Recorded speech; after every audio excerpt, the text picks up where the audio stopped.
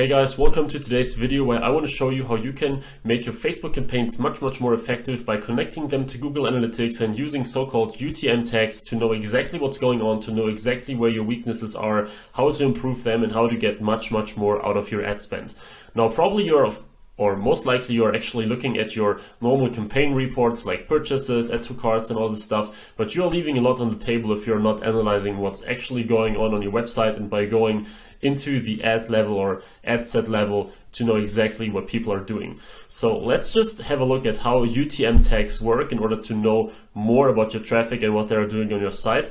And to use UTM tags, first of all, you need a tool that can analyze them, and I use Google Analytics. In my opinion, it's the best one, and it's actually cheap. Not cheap, it's actually free. Not cheap, it's even free, even better than that. So you can scroll down to the ad at the very bottom. So if you create your ad set and campaign, you scroll down here where you can enter the link and website URL and everything, and you go down to the URL parameters section.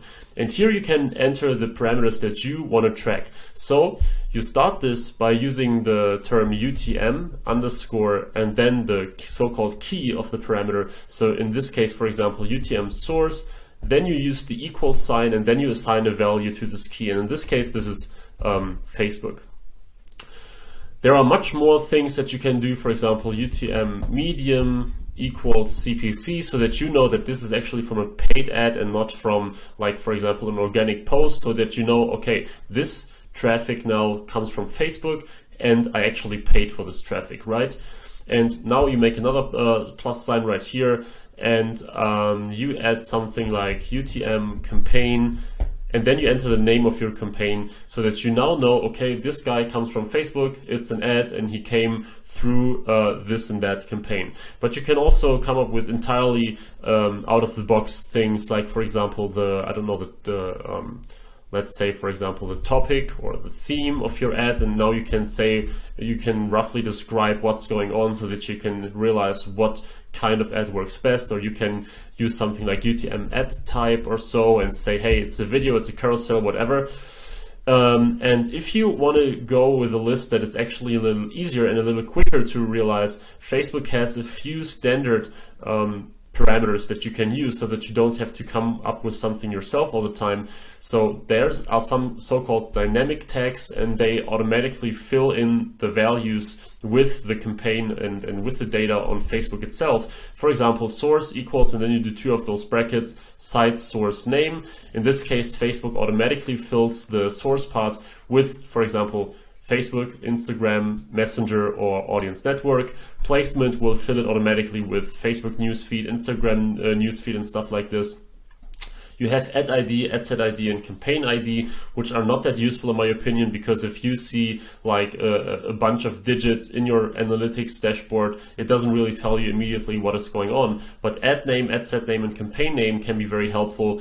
If you give your campaigns, ad set, and ads good names, you know immediately where the traffic is coming from, which traffic is performing best, and so on. So I recommend that you use these three: ad name, adset name, campaign name, and, for example, the placement, so that you know where your traffic is coming from and the ad that the traffic is coming from. So you just go ahead and, for example, go with placement and you put it in right here, UTM, and then placement equals, and then you have this dynamic tag here. So this makes it a little easier, a little quicker to just pre-fill it in all the ads that you create. Now that you know actually how you can use to use UTM tags, let's have a look at why you should use them and why they can be so powerful. Let's move on to Google Analytics, and right here we can go to the on the left to the acquisition tab and then to the all campaigns. So acquisition campaigns, all campaigns, and here you can see the traffic and the people that visited your site. So in this particular case of this particular site, we had in the past 2 weeks around 250 sessions per day, sometimes a little less, sometimes a little more. And right here, you can actually see a breakdown by campaign. And this gives you an idea of what actually happens. So, for example, which campaigns produce traffic that stayed on your site for how long? let's say you get a ton of cheap clicks for one of your campaigns, like 1,000 clicks at only 10 cents each, and you think this campaign is performing really, really well. And even though it only produced like one sale or so far, you think, well, this campaign is so cheap and the traffic is so good, probably even the relevance score is high. So you just keep it up and running because you think, hey, the traffic is still super cheap and I get high click-through rates, so there must be something good with this traffic. But let's say you have a look at this campaign right here in Google Analytics, and you realize that these people are only spending like 3 seconds on your site on average, which would be here in the average session duration column. And let's say there is only 3 seconds. So now you know that this traffic, yes, it's super cheap. Yes, it has a high click-through rate and you get a lot of it, but it's actually not doing anything on your site. So probably, for example, you set completely wrong expectations in your ad. Maybe you told someone about they will get an entirely free product, and on the website it immediately says, hey, pay, I don't know, $8 shipping or so. This would be one reason why people leave immediately.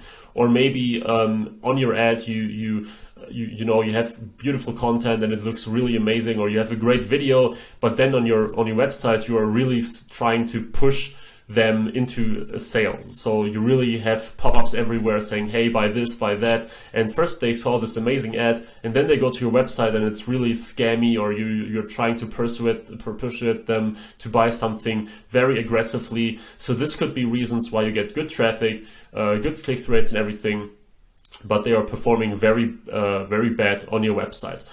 So this is essentially one of the many reasons why it makes sense to use UTM tags, so that you can not only analyze the Facebook site, so how much you pay and what actions they're taking, but also, for example, how many of these people left immediately without visiting another page, which is the bounce rate in this case, how many pages they viewed. So if someone views a lot of pages, this means that typically this person is pretty qualified and very good, very well targeted for your offer.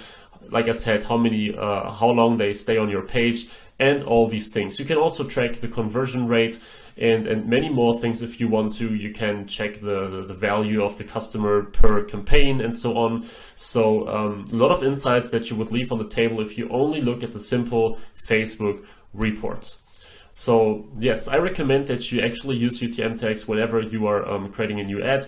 You can, for example, put all the tags that you want to use in one line.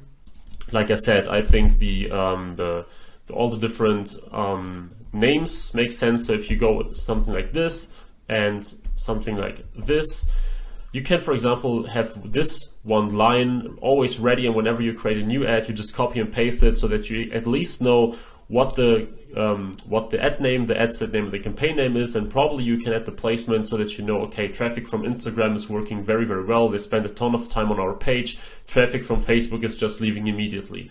So if you really use this, and if you really get used to implementing these UTM tags whenever you create new campaigns, you will suddenly get much more data on what works, what doesn't, and how people are using your site, so that you get an idea of what you need to improve and what kind of your websites are working very well and what pieces are not really working that good. So I hope this little tutorial here was helpful. I hope you learned something of value and that you can actually implement it in your site. If you like this video and if you want to see more, please leave a like, leave a comment if you have a question, or if you want to show me your opinion on this topic. Please subscribe to the channel for more content like this. And until then, I wish you all the best and see you in the next video, guys. Bye bye.